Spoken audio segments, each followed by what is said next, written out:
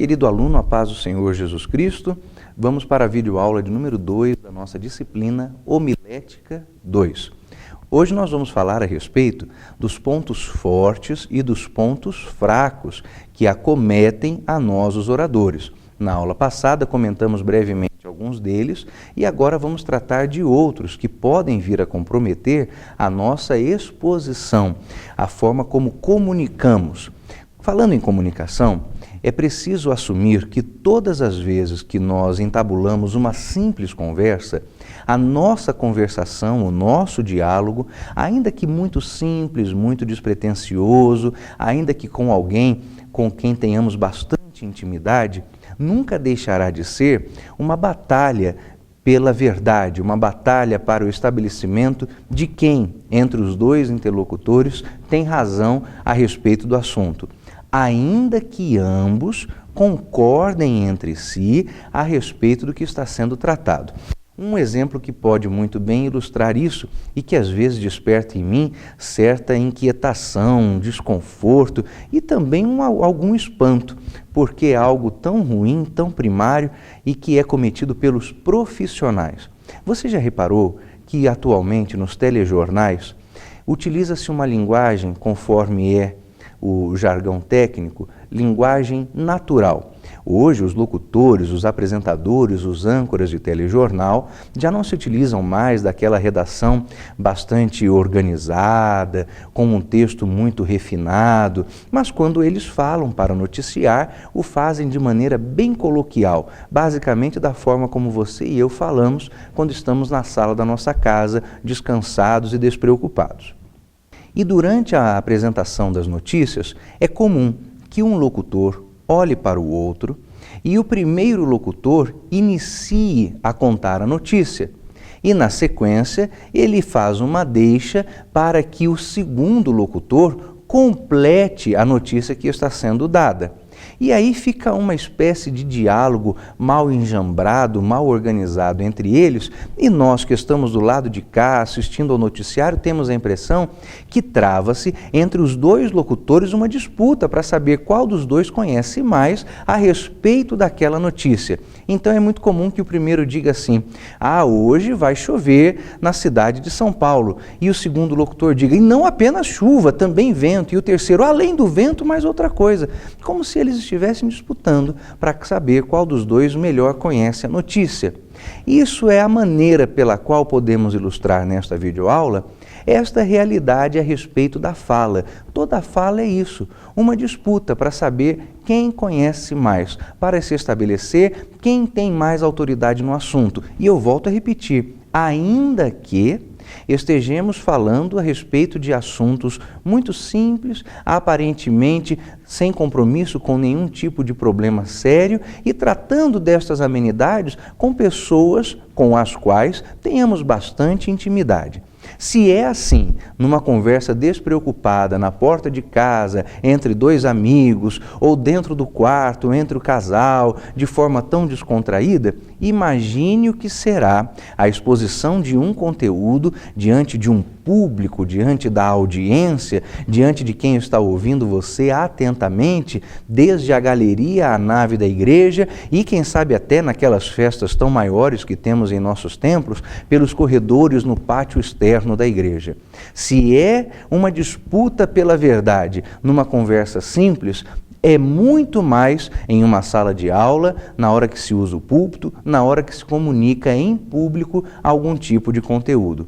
Para tanto, é necessário que você venha a conscientizar-se de quais são os pontos fortes, as virtudes que podem ajudá-lo como orador, como comunicador público, e também quais são as questões que podem prejudicar a sua exposição do conteúdo bíblico. Vamos iniciar então com algumas considerações. E essas considerações nos dizem a respeito do que queremos na hora que comunicamos em público os nossos conteúdos. O nosso livro propõe um acróstico, acróstico é uma palavrinha que se forma a partir da combinação de letras que iniciam sentenças. E o nosso livro propõe, na página 32, um acróstico. Esse acróstico, essa sigla é AIDA. E essa sigla representa a atenção, o interesse, o desejo e a ação. São essas as 4 coisas que, ao falarmos, queremos suscitar, provocar, incitar em quem nos ouve. A começar pela atenção. A atenção é aquilo que naturalmente faz com que o público olhe para você e dê a você, doe a você um pouco de credibilidade no início da sua fala. Todas as vezes que um orador assume a tribuna, ele já sai em vantagem com relação ao ambiente, porque naquele instante, naquele primeiro momento da sua fala pública, ele conta com a atenção voluntária dos ouvintes. Os ouvintes naquele momento não sabem ainda se ele é um bom ou um mau comunicador. Não sabem ainda se ele conseguirá ter um bom ou um mau desempenho. Ainda não conhecem a maneira como se vai abordar o assunto que será tratado. Então, pela curiosidade presente em todos os que compõem o auditório, é natural que o auditório doe ao orador atenção. Então, na hora em que você vai à tribuna para falar, é o instante em que mais você está nervoso, mais você está tenso, porque é o começo da sua fala. Você tem ali a obrigação de cumprimentar a igreja com a paz do Senhor Jesus Cristo, saudar aos seus alunos na sala de aula, cumprimentar a todos e dar início à sua exposição, à sua prédica, à sua aula, ao seu sermão.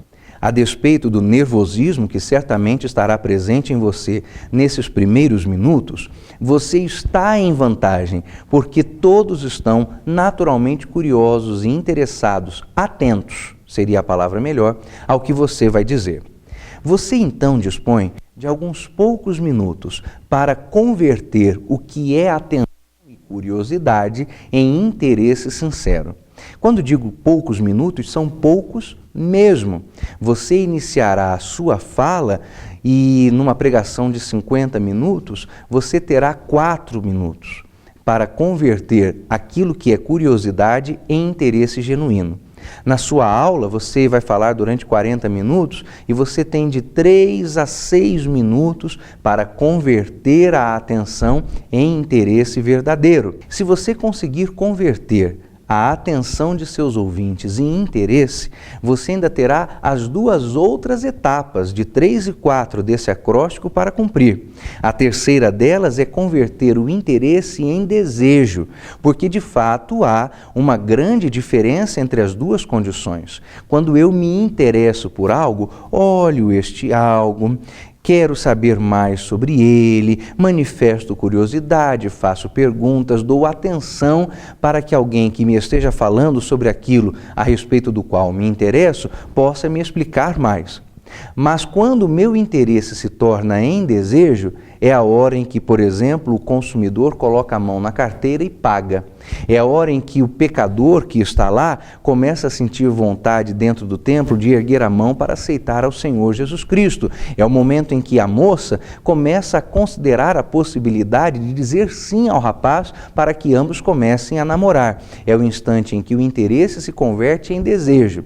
Mas isso não dá fim à sua pauta, à sua agenda secreta durante a sua aula, a sua fala, a sua pregação, o seu discurso, porque aquilo que é desejo precisa converter-se em ação. Eu posso colocar a mão na carteira, mas daí a passar o cartão para pagar a conta é outra coisa. A moça pode sentar-se a ouvir o rapaz, mas daí a dizer-lhe sim, vai uma grande diferença entre o instante do desejo e o da ação. O pecador que está dentro do templo pode estar pensando em erguer a mão e vir à frente aceitar a Cristo. Mas você e eu sabemos, pela experiência que temos na comunicação do Evangelho, que alguém, para de fato erguer a mão e caminhar até o altar para aceitar ao Senhor Jesus Cristo, precisa experimentar mais do que o desejo, precisa experimentar algo que o impulsione à ação. Então, ao falarmos, precisamos transformar a atenção que nos foi doada em interesse, o interesse em desejo e o desejo em ação. Para isso, é preciso não submetermos, é preciso cuidarmos para que a nossa fala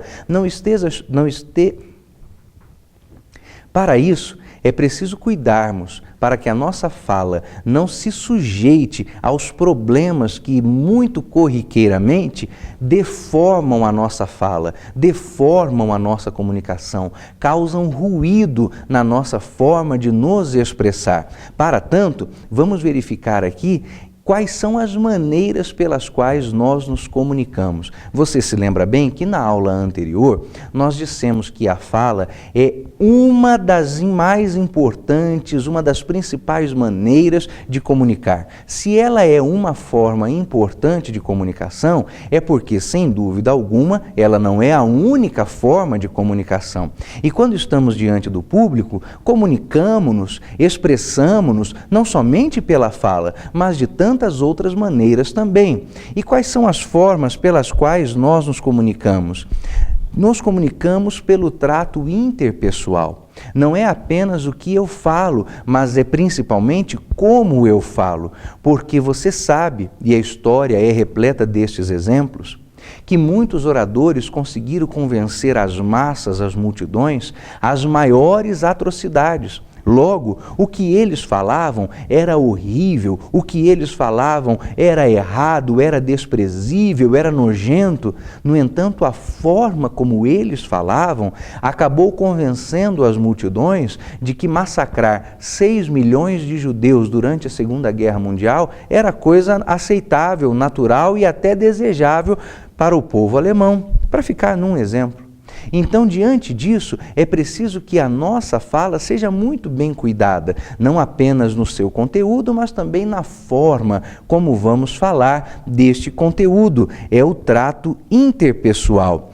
E o trato interpessoal, a nossa fala, implica naquilo que nós devemos considerar que é chamado de a presença individual do comunicador.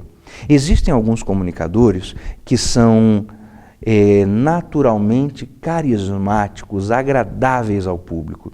São daqueles que enchem a tribuna com a sua presença. Eles têm um domínio das emoções, das atenções de quem os ouve, e isso é coisa brilhante, mas trata-se de um dom.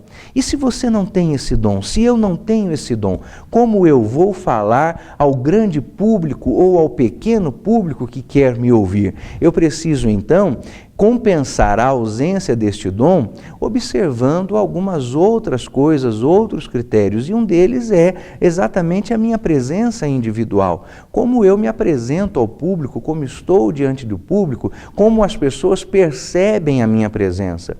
Eu sou um orador bem apresentável, a minha roupa está adequada ao ambiente onde eu vou falar.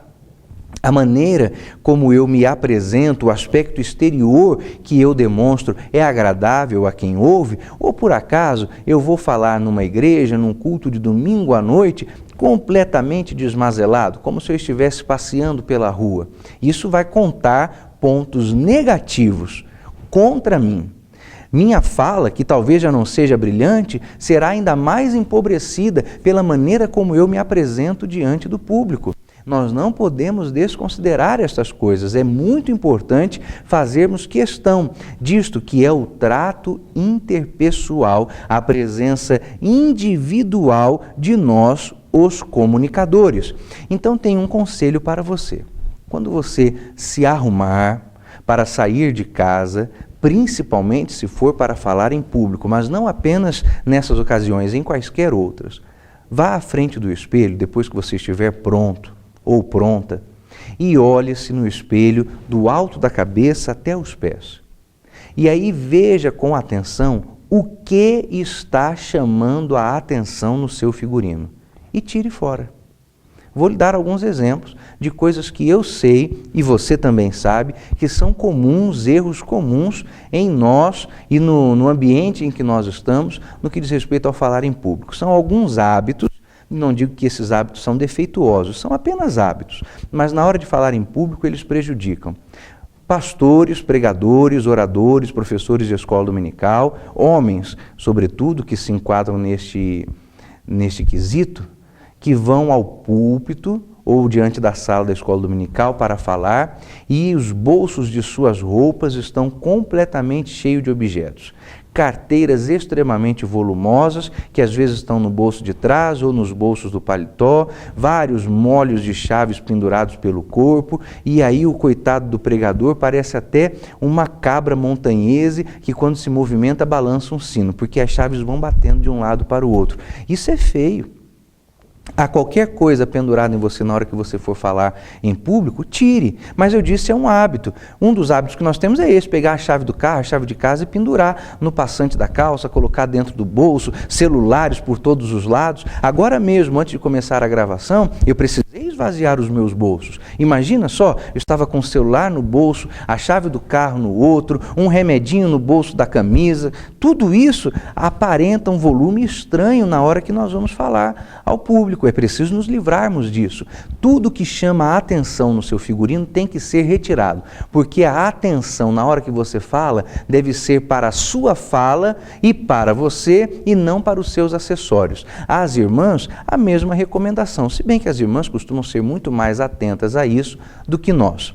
É importante também resistirmos de forma veemente, de maneira corajosa, aos modismos que estão tomando conta de nós, os pregadores, sobretudo os pregadores pentecostais. Resista às roupas espalhafatosas, aos ternos laminados, às gravatas ridículas, aos sapatos multicoloridos. É um apelo que eu faço a você. Você não precisa disso. Não existe moda evangélica. Isso aí é conversa de quem quer vender roupa para você. Existe boa moda e moda ruim. E para nós a boa moda é a modéstia que Paulo recomenda tanto aos homens quanto às mulheres na vestimenta. Imagine só você colocar aqueles ternos laminados, niquelados, prateados, sapatos que parecem ter sido feitos de aço inoxidável. Retire isso do seu guarda-roupa se você tem. Coloque isso por terra, jogue fora, nem dê para os outros, porque é coisa que você não deve usar, outras pessoas não devem também. Resista a isso. Isso são modismos e é feio, é feio. Essas camisas multicoloridas, essas camisas que a manga é de uma cor, a roupa é de outra, não é questão se pode ou se não pode, é questão de ser ridículo e não ser ridículo, e elas são. Então seja sóbrio na hora de vestir-se. Quando você for vestir, quando for comprar o seu próximo figurino de pregador, ao invés de pensar nos pregadores, que tal você pensar no presidente da República? Pode ser do nosso país, pode ser no presidente dos Estados Unidos, pode ser em qualquer outro mandatário de nação séria, por favor, de nação séria do mundo. E você verá o quê? São homens que se vestem com sobriedade, ternos sempre em tons escuros, no azul marinho bem fechado ou o preto, camisa branca, no máximo a camisa bem clara no tom do terno que está sendo usado, gravata sóbria. Eu hoje de propósito vim gravar com uma gravata das que eu tenho que é mais espalhafatosa de todas. Eu peguei essa de propósito, porque ela é meio brilhante. O máximo que você vai se permitir é isso aqui. Mais brilho do que isso, você está brilhando mais do que Jesus. Não pode, não faça isso. Então, arrume-se com modéstia. Arrume-se de forma que a sua roupa não chame mais a atenção do que a sua mensagem. É feio, é feio. E tem outra coisa, que talvez esses pregadores aí, que se vestem dessa maneira, não percebem. Aliás, não vão perceber mesmo, porque são orgulhosos demais para pensar nisso. Mas não é o seu caso, então vou te aconselhar agora. Toda vez que a igreja vê um desses pregadores subir ao púlpito como se fosse um palhaço todo colorido, a igreja pensa duas coisas. Hoje vai ser daquele jeito. Porque o pregador que se veste assim normalmente passa a mensagem inteira dizendo: irmão, vire para quem está do seu lado, repita isso, coloque a mão no ombro, erga comigo, dê glória, aleluia. É aquele tipo de mensagem cansativa que não tem conteúdo. E a segunda coisa, é um mercenário, porque depois ele vai vender os DVDs das gravações dele. Então, você não quer parecer com esse pessoal. Não seja como eles e não pareça com eles. Então seja bastante cuidadoso na maneira como você vai vestir-se. Segunda coisa importante na comunicação interpessoal não é apenas o que se diz, mas como se diz. Atenção à sua inflexão de voz. A voz ajuda a corroborar o discurso. Quando falamos, precisamos ter um tom de voz que seja dinâmico, uma inflexão de voz que acompanhe aquilo que estamos dizendo. Certos momentos da nossa fala precisam ser ditos de forma compassada, cuidadosa, em um tom de voz até mais baixo do que aquele que normalmente usamos. E por que isso? Porque é natural que, quando eu abaixo um pouco o tom da minha voz, as pessoas se reclinem para saber com mais atenção do que eu estou dizendo. E por que isso? Bom, a explicação em bom português é porque todo mundo gosta de uma boa fofoca. E fofoca a gente faz em voz baixa, que é para ninguém ouvir. Então, quando numa mensagem eu preciso falar de alguma coisa que realmente requeira alguma atenção, eu não vou gritar essa coisa, eu vou dizer essa coisa com firmeza e com voz controlada, porque eu quero que todos entendam o que eu estou dizendo e guardem no coração aquela verdade espiritual. Você entendeu? Inflexão de voz. Mas há momentos em que a mensagem nos leva ao êxtase, nos leva ao enlevo. É o instante em que nós, pela alegria que o Evangelho provoca em nós, sim, porque estamos anunciando as boas novas, começamos a aumentar o tom de voz, nos tornamos mais eloquentes, damos-nos até as frases de efeito, porque aquilo é uma forma de comunicar a verdade que alegra, o Evangelho que transforma, e você não fará isto de outra maneira. Mas imagine só, fazer uma mensagem inteira, de ponta a ponta, 45 minutos, 50 minutos, falando assim, bem baixinho, aí você vai cansar o pessoal. Ou você fazer 50 minutos de uma gritaria sem fim, porque você não sabe falar de outro jeito, porque todos os pregadores que você viram falavam assim. Aí você vai enojar o povo e cansar os ouvidos do povo. Seja dinâmico na sua fala. Você precisa ter uma fala, uma inflexão de voz que acompanhe a natureza do seu assunto. Que seja intensa quando o assunto é intenso, que seja grave quando o assunto é grave, que possa provocar no povo simpatia quando o assunto permitir certos instantes de ludicidade, de alegria, de distração, porque isso tudo faz parte de uma boa fala, faz parte de uma boa comunicação. Outra coisa importante que não deve ser desprezada por nós é que nossa fala precisa ser convicta. Não há nada que provoque mais temor, insegurança e enfado nas pessoas do que ouvir um pregador que não tem convicção do que está falando. Alguém que tenha medo do que está dizendo, ou porque não crê no que diz, ou porque não conhece aquilo que fala. Então é preciso convicção, e a convicção nasce, evidentemente, dessas duas características que falei. A primeira, que você creia na mensagem. A segunda, que você conheça a mensagem, para haver convicção na sua fala. Entusiasmo. E o entusiasmo não é só falar rindo, não é só falar alto. O entusiasmo nasce da própria convicção. É quando eu tenho naquilo que falo tanta certeza que comunico isto de forma tal que eu provoco nos outros a vontade de que eles sintam o que eu sinto. Entusiasmo é provocar empatia em quem ouve quanto àquilo que está sendo falado, aquilo que está sendo dito. Outra coisa que faz parte da comunicação interpessoal são os gestos. E aí há algo que você precisa cuidar bastante. Eu não sei o que acontece em nossas igrejas, mas eu tenho observado isso, que muitos templos mesmo, hoje são desprovidos de um pedestal no púlpito para que o pregador fique com as mãos livres. Talvez tenha sido alguma mania que nós em nossas igrejas começamos a adquirir de igrejas novas, movimentos bem diferenciados, onde não se usa pedestal. Eu não sei porquê, mas como pregador, como alguém que faz uso frequente do púlpito, eu digo uma coisa: não há nada pior na hora de comunicar o Evangelho do que ser obrigado a segurar o microfone durante 50 minutos. É ruim demais. Cansa o braço, dói o ombro, limita demais os seus gestos, te obriga a uma postura que não é natural. Porque você, no dia a dia, não anda por aí segurando nada na mão. Suas mãos estão sempre livres. E você aprende a falar com as mãos. Você gesticula com as mãos, você gesticula com os braços, você aponta. E a gente não gosta de falar com nada nas mãos. Por que nós somos obrigados a pregar com o microfone na mão? Se na sua igreja falta um pedestal e você é o pastor da igreja, irmão, por favor, compre um pedestal. Se você é membro da igreja, faça uma oferta de amor e compre um pedestal para a sua igreja, mas não deixe a sua igreja sem pedestal. É ruim. É péssimo. E se você faz uso frequente do púlpito, então eu te dou essa recomendação. Aprenda a usar o pedestal. Você chega diante da igreja, coloca lá o microfone, ajeita tudo, está tudo pronto. Aí você vira para o público e cumprimenta os irmãos. A paz do Senhor, meus amados irmãos. E começa a falar.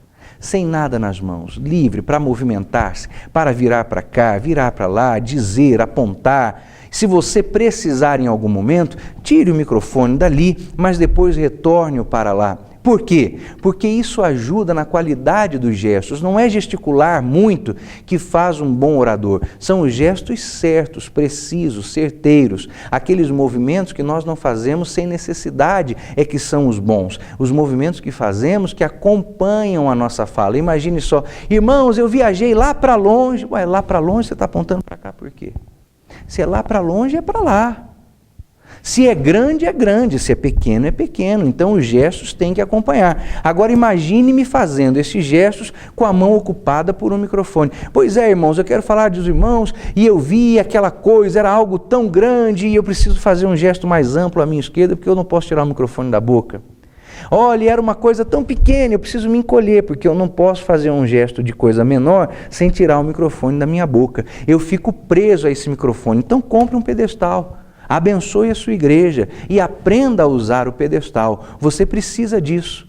Faz necessário que você tenha em sua igreja um pedestal. E você, como pregador, como comunicador, aprenda a usar um, porque ele ajuda na qualidade do gesto. Outra coisa, o fato de o microfone estar paradinho num lugar ajuda ao pregador também ficar parado, porque é horrível, eu vou ter que andar agora de um lado para o outro para mostrar a você.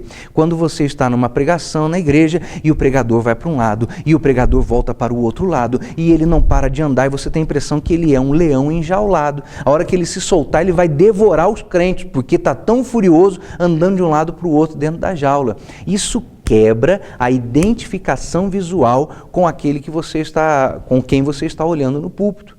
E se na sua igreja ainda houver um sistema de circuito interno de televisão, coitado dos operadores de câmera, que vão ter que ficar perseguindo esse orador de um lado para o outro. É terrível. Todo mundo sofre.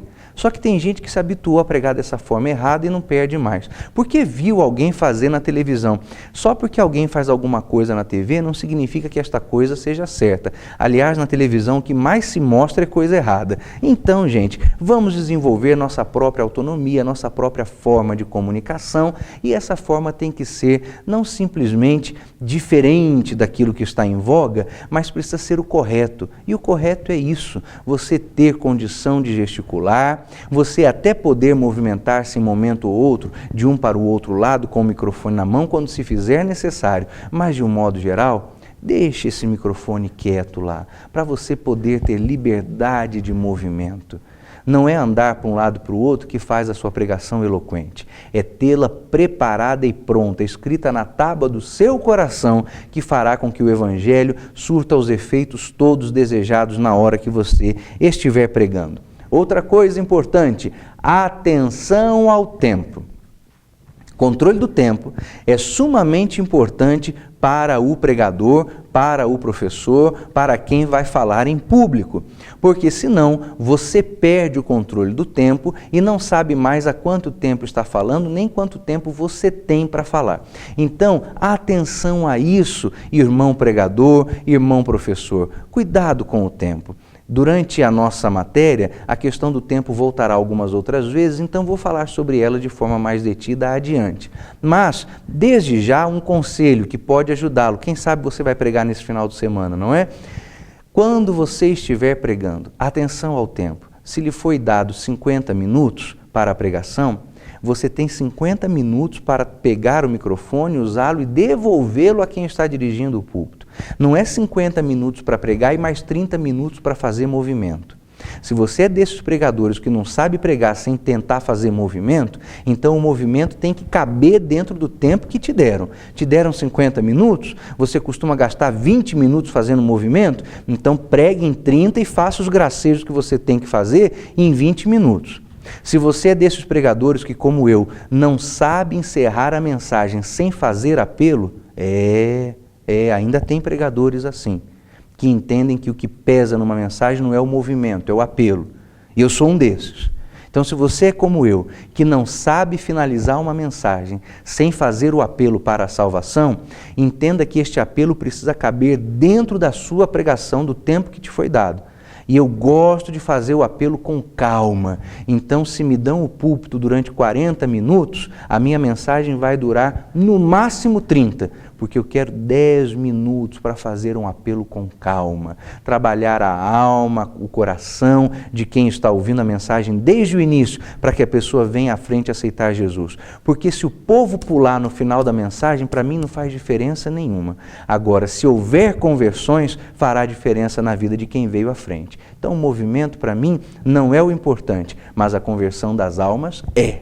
Então, eu procuro programar o meu tempo de maneira tal que eu possa fazer o apelo com total tranquilidade.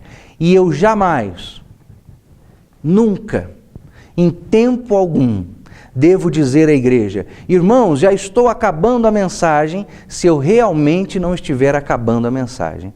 Porque se eu estou sentado lá na minha cadeira, ouvindo um pregador, e ele diz: irmãos, já estou terminando a mensagem, eu vou renovar a minha atenção para ele por mais 5 minutos. Só que tem gente que fala isso e prega mais 30, então você não estava acabando a mensagem. Não engane o povo, não diga que vai acabar se realmente você não for acabar. Isso é muito importante. Para continuarmos a nossa lição, estamos chegando aqui à parte final daquilo que está previsto no nosso livro. Você precisa conhecer muito bem aquilo que você vai falar. Hoje nós estamos vivendo no Brasil coisa que já é comum nos Estados Unidos e na Europa, mas no Brasil ainda é um fenômeno razoavelmente novo, que é o dos palestrantes profissionais. Atenção que eu não disse profissionais palestrantes, eu disse palestrantes profissionais. O que é um palestrante profissional? É alguém que vive simplesmente de dar palestra. E é diferente de um profissional palestrante. Vou explicar a diferença. Você, vamos imaginar, faz parte de uma empresa de informática. E aí, algum colega seu da área da informática é escolhido dentre todos para dar uma palestra aos colegas. Pronto, isso é um profissional que fez uma palestra. Agora, o palestrante profissional é diferente.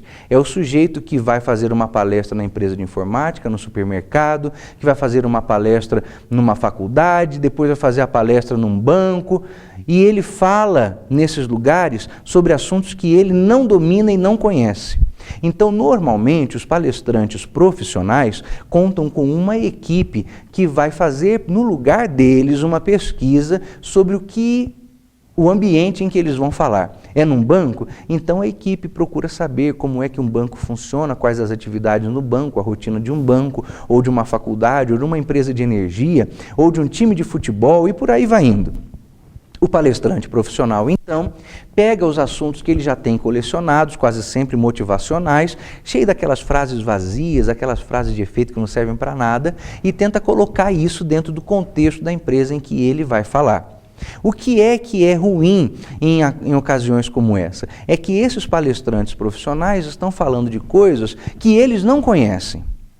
E isso dificulta bastante o trabalho deles, por isso eles precisam sempre de uma equipe de consultoria para que possa situá-los a respeito do ambiente onde eles vão falar. É o mercado de palestras profissionais. Não vá por esse caminho não, que isso não é bom. Mas você precisa entender uma coisa. Esses profissionais da palestra procuram inteirar-se da melhor forma possível sobre o ambiente e aquilo que eles vão tratar. Esta é uma boa coisa. Embora eles se prestem a um trabalho que eu não vejo como qualitativo, é uma boa coisa. Serve como parâmetro para nós mesmos, que não devemos falar sobre aquilo que nós não conhecemos. Só que, assim como os palestrantes profissionais acham que podem falar sobre tudo, nas nossas igrejas, principalmente os líderes e os pastores, acham que sabem de todos os assuntos, só que isso não é verdade.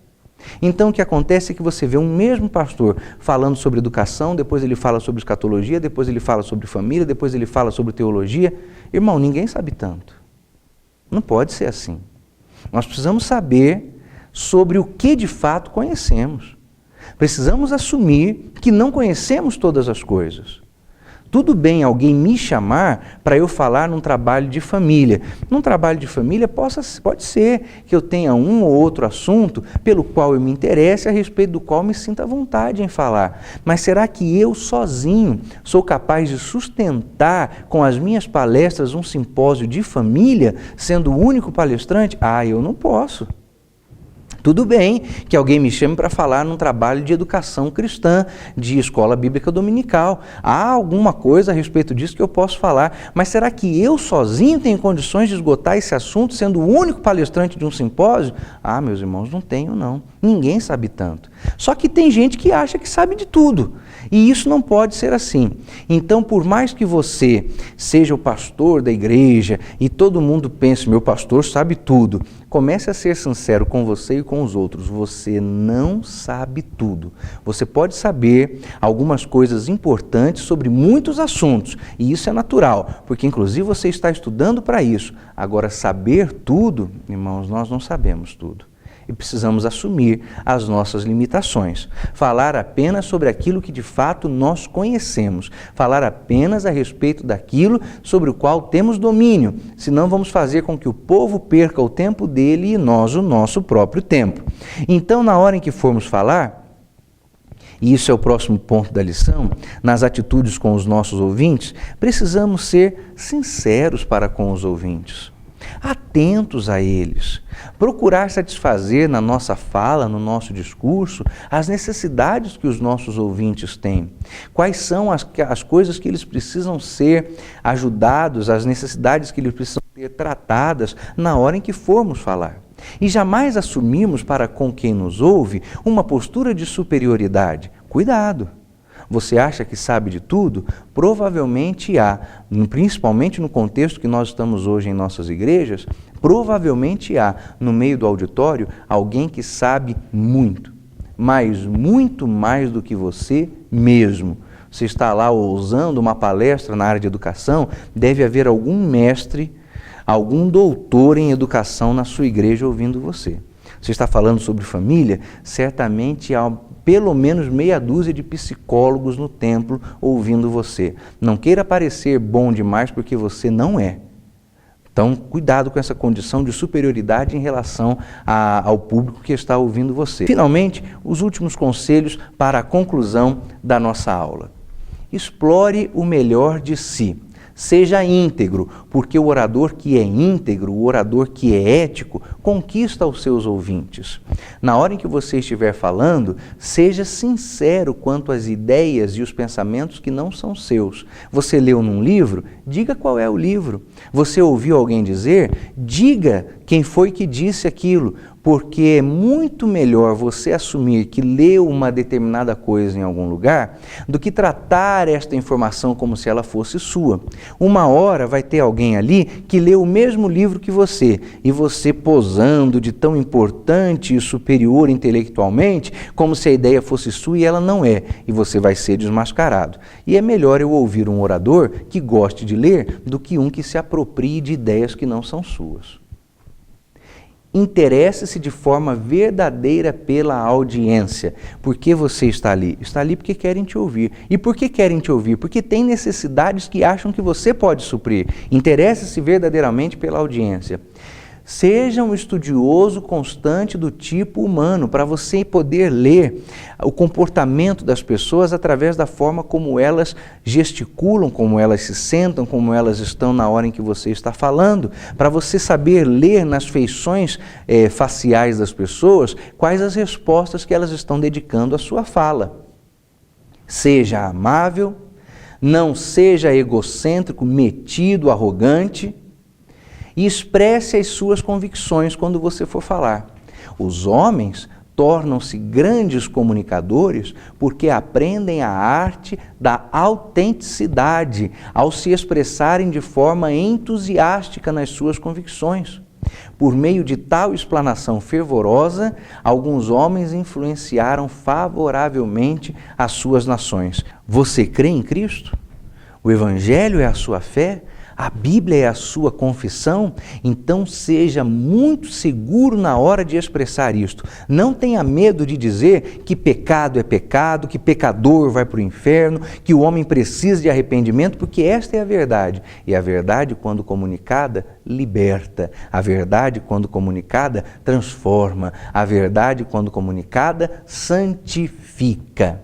São estas, então, as questões que podem favorecer ou prejudicar a sua exposição.